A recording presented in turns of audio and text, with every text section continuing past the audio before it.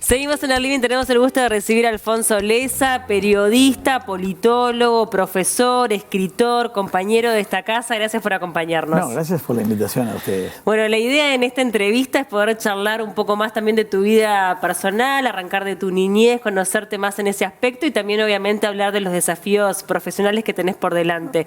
Quiero comenzar en Punta Carretas porque es tu lugar de origen. Es verdad. Y es para mí el lugar de mi vida. Y estuve viviendo hasta hace unos años de vuelta ahí, nací ahí, Solano García, La Rambla, la calle que separa yo sigo diciendo la cárcel, ¿no? La cárcel o sea, el shopping de la iglesia. Era un barrio, ¿no? Habló hace 64 años. Claro. Nada que ver con lo que soy, ¿no? O sea, era un barrio muy tranquilo. La presencia de la cárcel no era ninguna molestia para el barrio. Eso te iba a decir, ¿cómo impactaba el hecho de que haya una cárcel allí funcionando? En general, con mucha tranquilidad. Yo recuerdo tres hechos que fueron conmocionantes. Una famosa fuga del Sátiro, un violador recuerdo todavía las sábanas colgando, se armó una cuerda con sábanas y se tiró de uno de los muros. Y las dos fugas de Punta Carretas del MLN, casi todo el mundo recuerda la primera, que fue en septiembre del 71, hicimos un documental sobre eso aquí, un especial, y la segunda fue en abril del 72. Bueno, ahí cambió un poco, ¿no? Mucha más seguridad.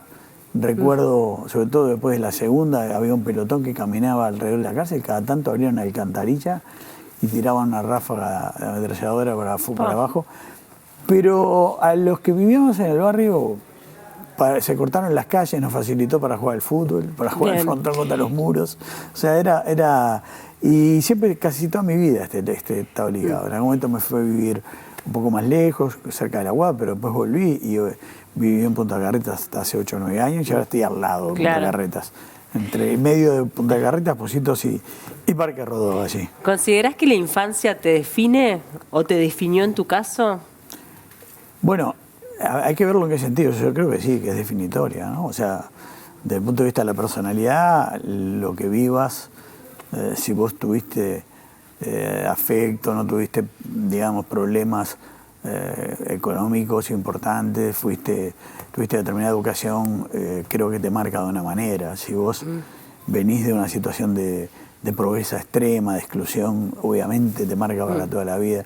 De todas maneras, yo conozco mucha gente que ha nacido en familias pobres o humildes, por lo menos, y han sabido llegar arriba. Hoy eso quizás es más difícil. Está todo el tema del narcotráfico, de las drogas. Y después en lo que es la profesión, probablemente lo que uno ve o mama en su casa también, en mi caso claramente, ¿no? Sí, yo sé que leías los diarios desde muy chiquito, que bueno, también estuviste muy vinculado a Flores, yendo allí a las Flores, ahí en el departamento de Maldonado. Sí, un poquito antes de Playa Verde, donde estoy ahora. Entre Las Flores y Playa Verde. Y bueno, y volvía justamente para leer el diario siendo muy chico, teniendo 13 años, o sea, como que la avidez por el periodismo estaba ahí desde temprana edad. Acabo de utilizar en el último de los especiales que hicimos acá, que es el de la Asunción de Bordaberry, un elemento que no logré ubicar en imágenes, salvo un pedacito de ningún lado y tampoco el archivo de audio. En cassette lo grabé yo el 1 de marzo de 72 cuando asumió Bordaberry. Yo tenía 13, 14 años recién cumplidos. Grabé aquel cassette y lo utilicé ahora para los especiales el especial que hice para Canal 5. Sí, siempre la información era una época, vivíamos en un segundo piso y era la época que en general muchas familias compraban 2 diarios, ¿no? Y los diarieros tenían una calidad impresionante, lo doblaban como en un paquetito y lo tiraban al balcón. Y si vos ibas para afuera, hacia algún lado, en esa época íbamos mucho al balneario de Las Flores, que está muy unido a mi infancia, al recuerdo más lindo de mi infancia. Después Playa Verde, que está pegado. El comienzo de Playa Verde se llama La Falda, ahí estamos hace 50 años, o sea, toda una vida por allí. volvíamos a la casa y yo iba a la terraza a buscar los diarios el fin de semana, que eran varios, ¿no? O sea, así que siempre...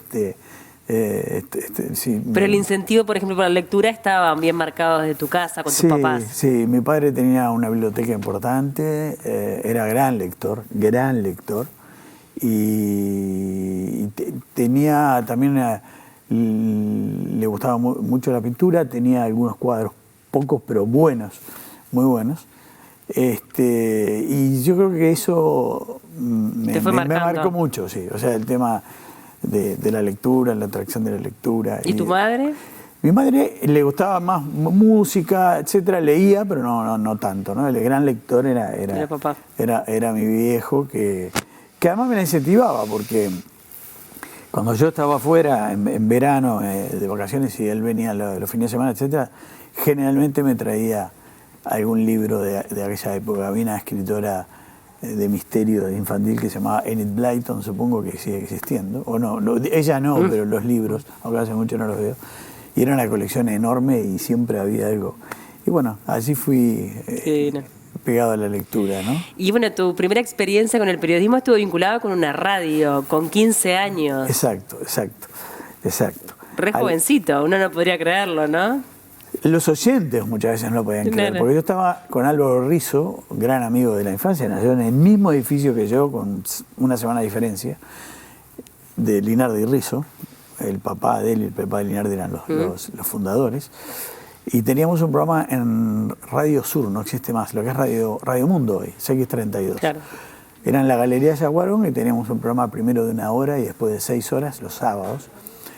Y esa radio era en aquel momento un poco el centro de la música uruguaya. Estaban muchos programas y gente vinculada, periodistas, programas periodísticos. Tenían invitados también, músicos, de todo. Siempre. Era lo que en aquella época, bueno, no sé si se llamaba un periodístico musical. Entonces hacíamos entrevistas. Era la época de Siglo, de Días de Blues, de Totem. Entonces nosotros, y hacíamos muchos sorteos, y cuando venían a buscar no podían creer que las voces que escuchábamos eran de los chiquilines que los atendían. Y ahí pasaron cosas fantásticas, ¿no?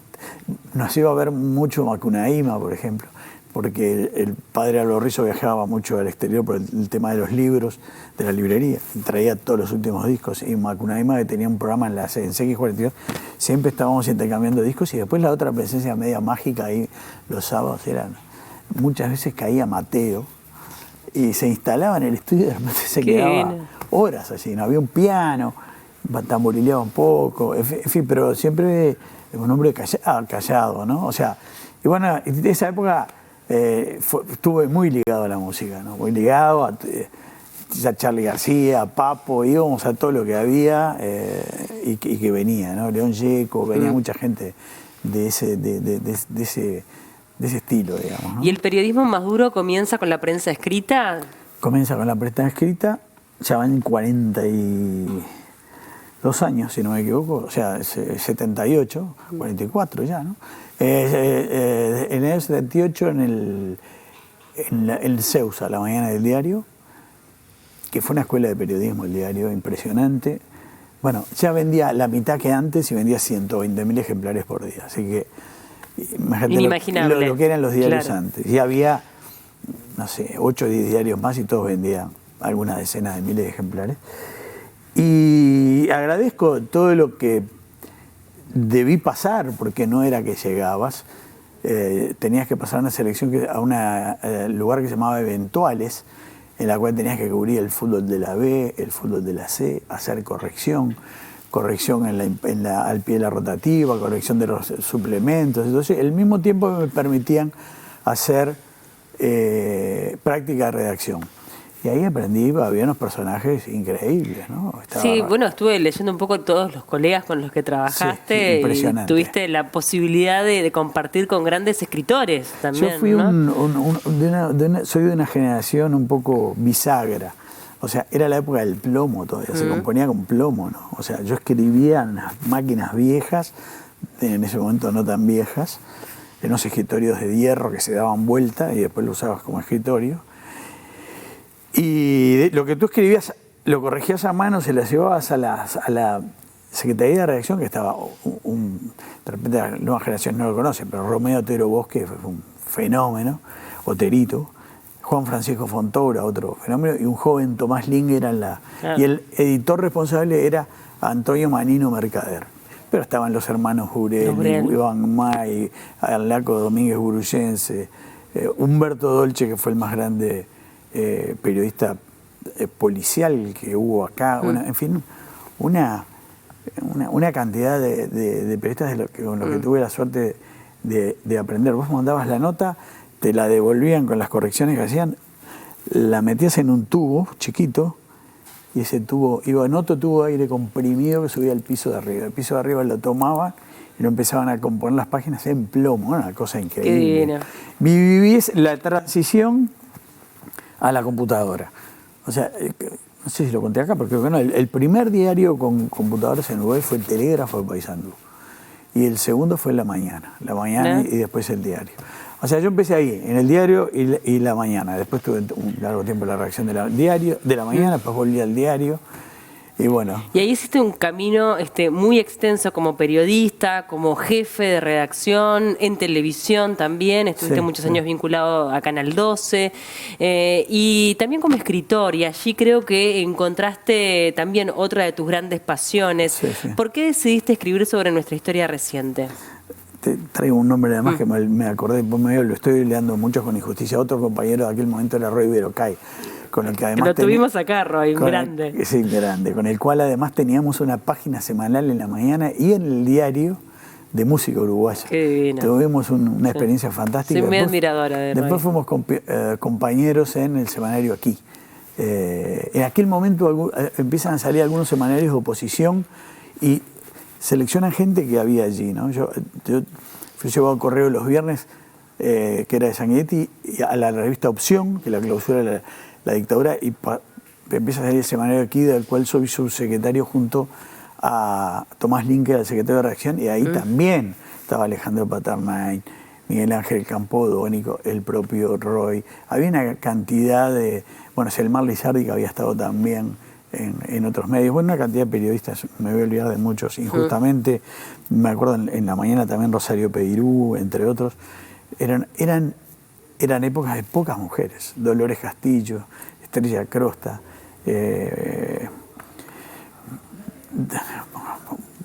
bueno, ya me voy a acordar de María Rosa Tela, en fin. Pero eso yo me acuerdo que lo contó Mónica Botero cuando entró por primera vez al Día, que entró y la miraron todas, prácticamente no había mujeres, lo cual me parece un cambio hoy cualitativo fantástico, porque creo que hasta se puede haber invertido la ecuación. ¿Por qué la historia reciente?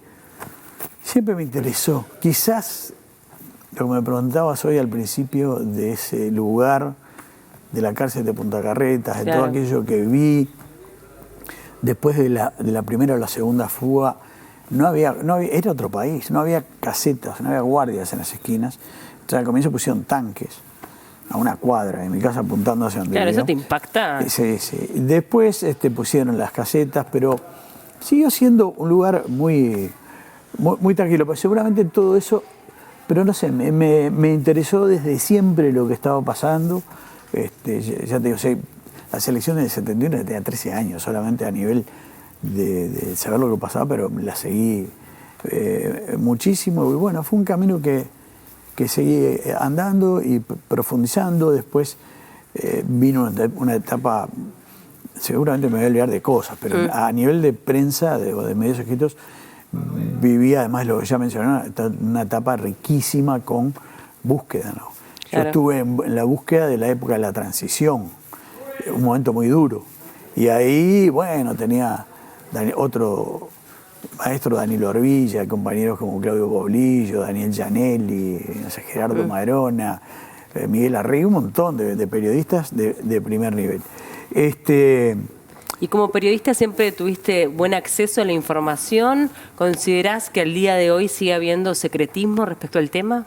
Secretismo siempre hubo, pero yo siempre fui un tenaz, ¿no? O sea, muy tenaz. Además era una época de mucho sacrificio, no existía el celular y de pronto me hacía, sin exagerar, 6 horas, 7 de espera en la puerta de la Casa de Gobierno vieja o nueva. La nueva le llamo ya a la vieja también, el edificio de Libertad, para tener un diálogo de 2 minutos con el presidente para chequear una noticia. En la época de búsqueda era todo el momento de la transición, la amnistía, si iba a haber lo que fue después la ley de caducidad. Sí. Y entonces se trabajaba mucho, ¿no? Hablando con Sanguinetti, con Wilson, con Medina. O sea, también tuve la suerte. La mala suerte, por un lado, viví una época, en algún momento de censura, trabajé en varios medios censurados,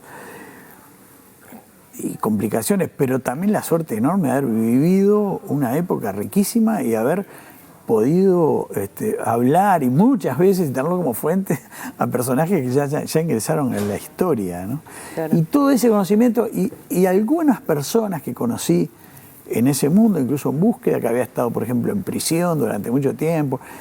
Entonces fue construyendo un tejido que me aumentó el interés, porque me empecé a escuchar cuentos, empecé a escuchar historias, empecé a tirar de esos hilos. Y además me llamaba mucho la atención otra cosa, y es que hubo desde el comienzo, desde la dictadura, pero ya comienzos de la democracia, una asombrosa falta de información. No solo en la gente, sino en la mayoría de los dirigentes políticos. No había interés en conocer realmente cómo era la interna militar.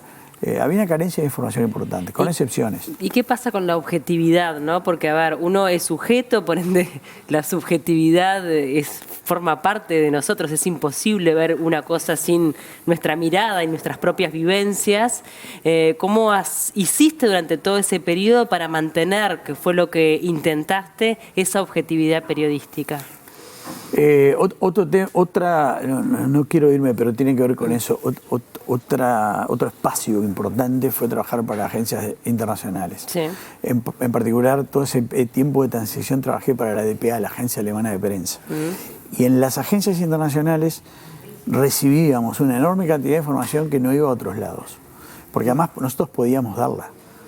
Lo que teníamos era la obligación de hacer una copia y entregarla, pero no viví hechos de que nos censuraran la información. Yo creo, no sé llamarle objetividad como quieras, yo lo que creo es en la independencia. Sé que hay gente que no la cree porque no la practica y cree que no existe. Y el acercarse lo más posible a la verdad de los hechos. Sí, Después la interpretación. Después, eso va en cada uno yo también. he tenido que conversar muchas horas con gente que no me gustaba nada, ni lo que había hecho, pero yo sabía que si hablaba con ellos era el único modo de conseguir determinada información, o que dijeran cosas muy importantes que después capaz no volvían a decir. Entonces me parece que es muy relevante tomar distancia del sentimiento personal, buscar reconstruir los hechos. Después, si quiero, hago el análisis, hago la interpretación, hago obviamente que tengo mis opiniones, que pueden ser unas u otras, o cambiarse en las circunstancias, pero yo creo en que, si no se le quiere llamar objetividad por un tema muy teórico, creo sí en la posibilidad de tratar de acercarse a la verdad de los hechos. Hablemos un poco de tanto periodistas, que ya está al aire, y también de los especiales, que bueno, ya se fueron presentados 3 y quedan 2 más para este año, ¿no? Bueno, por lo menos. Por lo menos. No, ya tengo... Bueno, periodistas ya está al aire, estamos de vuelta con algunos cambios. Yo estoy más volcado del análisis y a algunas entrevistas. Bueno, dentro de un rato estaré por acá. Primero en el otro estudio haciendo el análisis para el noticiero y después para periodistas. Y bueno, es un gran grupo humano. Tuvimos un recambio a nivel femenino. Y bueno, allí estamos trabajando, haciendo lo posible por hacer las cosas bien. Y los especiales, ya hay uno que está en edición, que se está trabajando. Es un trabajo, quizá la gente no sabe la intensidad de un trabajo de un documental o un especial de estos de 1 hora, donde aquí hay que recopilar opiniones de tanta gente, y una enorme carencia que hay en el Uruguay, que es problemas de archivo. Claro. Tremendos problemas de archivo. O sea, me encontré con varios problemas. Uno de archivo en general, por lo cual yo estoy recurriendo a mis archivos personales y sobre todo de audio, recuperando, como el que te contaba hoy, que había grabado en marzo del 72, pero un montón de cosas que tengo. Y después hay otro problema evidente y natural, que es que han ido muriendo los protagonistas, ¿no? Claro. Yo Sí, tengo ya estamos por cumplir 50 años, ¿no? Claro, son hechos que se van cumpliendo 50 años, ¿no? O sea, ese fue 50 de la fuga a Punta Carretas, 50 de las elecciones, 50 de la asociación de Bordaberry. Bueno, ahora estamos con hechos, aquellos hechos de abril y mayo y otros hechos de 72 que conmocionaron a la sociedad. Y bueno, nosotros vamos adelantando todo lo que podemos, entrevistas con un protagonista de pronto que vive, que tiene muchos años, grabamos para varios documentales. Pero después hay que trabajar todo conciliar todo eso en la temática, en las medidas. Y ahí hay un trabajo muy, muy importante con las productoras y con el editor. El editor tiene, Rafa Mendi en este caso, tiene un trabajo, Ivana, Claudia, la Turca Mirraje, productoras, los cámaras, ¿no? Sí, es un trabajo, obviamente, sí, claro, es un trabajo de tremendo equipo, es un trabajo muy valioso que seguramente, lo hablábamos antes de estar al aire, que para la posteridad y de alguna forma uno lo pueda llegar a capitalizar después también con el paso del tiempo como una pieza importante. Así que los guiones llevan muchísimo trabajo. Mucho, pero mucho. Decirles que están disponibles en el canal de YouTube de Canal 5, ¿no? Los que ya fueron emitidos por la pantalla, para quien no los ha visto, la verdad que son imperdibles. Es muy importante poder ver también de forma bien didáctica estos hechos que marcaron sin lugar a dudas a nuestro país. Nos quedaríamos toda la tarde, pero tenemos que despedirnos. Hay mucha gente. Vos la tenés más clara que yo, el tema de los tiempos televisivos, Alfonso. Así que gracias un placer tenerte acá, la verdad, y charlar contigo. Muchas gracias. Muchísimas gracias a ustedes. Muchas gracias.